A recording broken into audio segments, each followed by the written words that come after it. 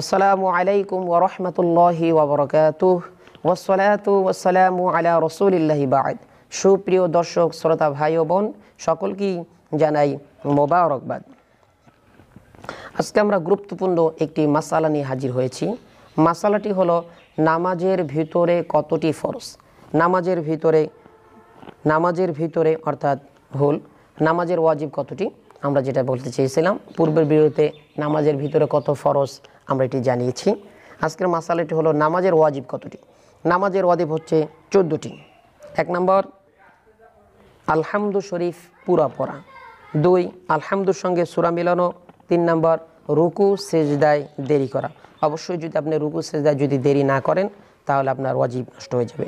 4 নম্বর রুকু হইতে সোজা হইয়া খাড়া হইয়া দেরি করা।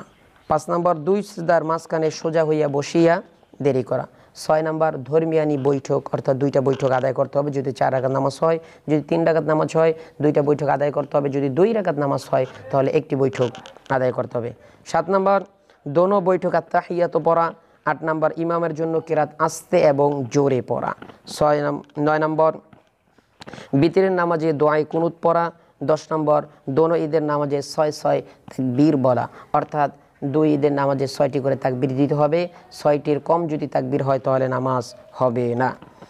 11 নম্বর প্রত্যেক ফরজ নামাজের প্রথম 2 রাকাত কিরাতের জন্য নির্ধারিত করা।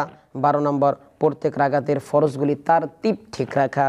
13 নম্বর প্রত্যেক রাকাতের ওয়াজিবগুলি তারতিব ঠিক রাখা।